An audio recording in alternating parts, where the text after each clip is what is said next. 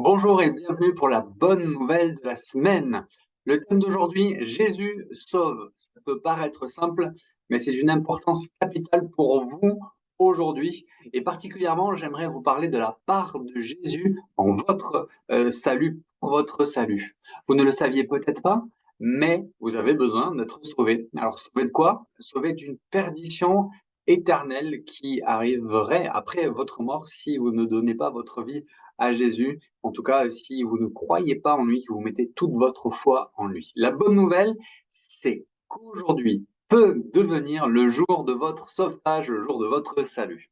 Alors, dans la Bible, on peut y lire le récit d'un bébé qui a été sauvé des eaux. Ceux qui ont l'habitude de lire la Bible le savent, c'est Moïse. Il a été sauvé des eaux alors qu'il aurait pu couler, en tout cas son embarcation, une embarcation fait maison, si elle était restée comme ça, sans sauvetage, pour le coup, il aurait pu se noyer, être emporté par un animal, peu importe.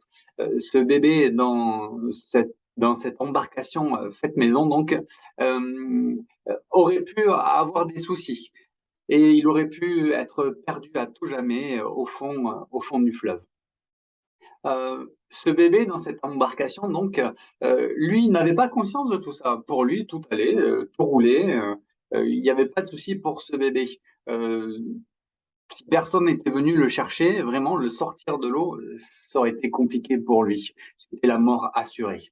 Ça me fait penser, on me l'a soufflé dans l'oreille, ça me fait penser aussi à un certain bateau qui était a priori insubmersible, le Titanic.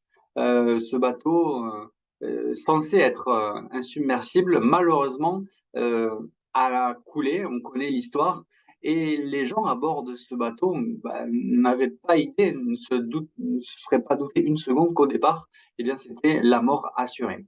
Et malheureusement, le parallèle est malheureux, mais il en est de même peut-être pour vous aujourd'hui qui n'avez pas donné votre vie à Jésus et qui ne croyez pas en Jésus. Et c'est pour cela que je l'aimerais vraiment vous donner l'opportunité aujourd'hui, eh bien, de mettre votre foi en Jésus en comprenant quelle part a eu Jésus dans le sauvetage de votre vie. Et oui, comme ce bébé a été sauvé des eaux, eh bien, Moïse, eh bien, Jésus veut vous sauver aussi de cette perdition éternelle.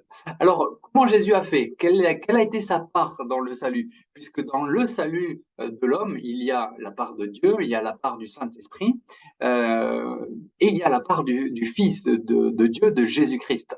J'aimerais vous parler spécialement aujourd'hui, en quelques mots, très rapidement, mais sans être exhaustif, de la part de Jésus dans votre salut et pour votre salut. D'abord, Jésus-Christ est venu sur terre. Il est venu dans un but, c'est s'incarner sur terre. Il était Dieu dans les cieux, il était plein de gloire, mais il a décidé de se dépouiller lui-même, lui qui était égal à Dieu. Et il a décidé de venir s'incarner en un simple homme dans le but de sauver l'humanité de ses péchés. Il s'est humilié lui-même. Il s'est rendu obéissant, la Bible nous dit, et jusqu'au point d'aller mourir sur une croix à notre place. Il s'est humilié lui-même, se rendant obéissant jusqu'à la mort, même jusqu'à la mort de la croix. On va en reparler de la croix puisque c'est le point culminant de la venue de Jésus et de la part de Jésus dans le salut de l'humanité. Il a donné sa vie en rançon, il a décidé de la donner, personne ne le lui a ôté, car le Fils de l'homme est venu non pour être servi, mais pour servir et donner sa vie comme la rançon de plusieurs. Le prix de votre vie éternelle a été payé en la personne de Jésus. Il a dû mourir pour cela. Il a pris votre place. Il a pris ma place. Pour nous purifier aussi de tout péché. Il a dû verser son sang. Alors, c'est assez incompréhensible aujourd'hui pour nous, mais il faut savoir que la Bible dit que presque tout, d'après la loi, est purifié avec du sang. Là, on parle de ce qui se passait dans l'Ancien Testament, dans la première partie de la Bible, et dans la deuxième partie de la Bible, on voit la nouvelle alliance en Jésus-Christ qui a dû verser son sang, et ce sang a le pouvoir vraiment de purifier votre péché. C'est peut-être incompréhensible pour vous aujourd'hui, mais je prie que le Saint-Esprit puisse vous éclairer en cela. Il pardonne aussi votre péché et, grâce à ce pardon et à cette justification, vous avez accès au salut.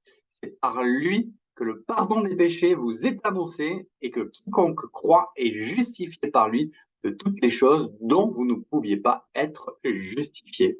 Et oui, par nos propres forces, on aurait pu donner notre vie ou quelqu'un aurait pu donner sa vie à notre place pour avoir la vie éternelle et échapper à la mort. Eh bien, c'était pas possible. Il a fallu que Jésus vienne sur terre, vivre une vie exemplaire, une vie parfaite, sans péché, justement, pour effacer nos péchés. Sur la croix, qu'est-ce qui s'est passé sur la croix? Sur la croix, il a souffert. Il a souffert d'abord physiquement. La croix, c'est l'une des tortures les plus horribles de l'époque antique. Cela pouvait durer des jours, mais la Bible nous dit qu'il était blessé pour nos péchés, brisé pour nos iniquités.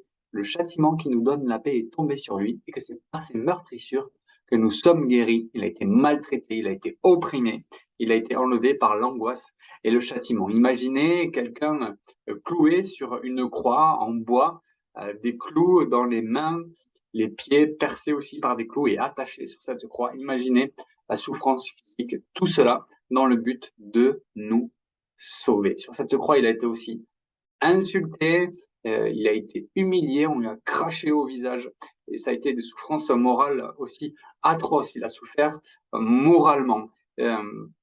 Il s'est senti abandonné de tous, alors qu'il n'avait jamais été abandonné par son père. Pour un moment, Dieu a dû détourner son regard et pour que Jésus puisse porter notre péché, notre péché. Et tout cela a été accompli pour votre salut. Voilà la part énorme, la part payée par Jésus, le Fils de Dieu, pour votre salut. Tout est accompli. En mourant sur la croix, ça a été les paroles de Jésus. Quand Jésus eut pris du vinaigre, il a dit tout est accompli et il a rendu l'esprit en baissant la tête. Il avait choisi, là, à ce moment donné, de mourir sur la croix. Voici la part que le Fils a accomplie sur terre pour vous. Il est mort, mais bien plus il est ressuscité. Le troisième jour, Dieu a ressuscité et gloire à Dieu, nous sommes aujourd'hui au bénéfice de cette résurrection et nous sommes sauvés. Voilà, c'était une toute petite explication de ce que Jésus a fait pour votre salut. Et Jésus sauve encore aujourd'hui, à vous de le croire, à vous de mettre votre foi en lui maintenant. Il y a une part à faire de votre côté. Jésus, lui, il a fait sa part. À vous maintenant de mettre toute votre confiance en lui, plus que ça, mettre votre foi en lui et d'accepter bien ce cadeau que vous a fait Jésus, sa vie, par grâce. Tout est grâce. C'est par le moyen de la foi que vous êtes sauvés, par grâce que vous êtes sauvés, par le moyen de la foi. Soyez très bénis. Nous avons l'occasion de prier maintenant tous ensemble. Je vous invite vraiment à prier. Prions ensemble. Jésus, tu sauves encore aujourd'hui. Merci pour ton sacrifice si immense. La part dans le salut de l'humanité, ce que tu as payé est énorme.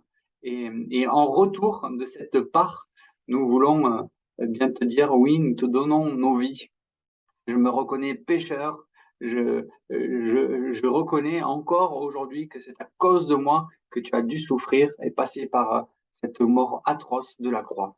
Alors oui, Seigneur Jésus, je prie pour tous ceux qui n'ont pas encore mis leur foi en toi, de croire qu'aujourd'hui tu sauves encore aujourd'hui et que tu as le pouvoir par ton sang d'effacer et de purifier tout péché. À ton nom toute la gloire, Jésus. Amen. À très bientôt pour une bonne nouvelle de la semaine.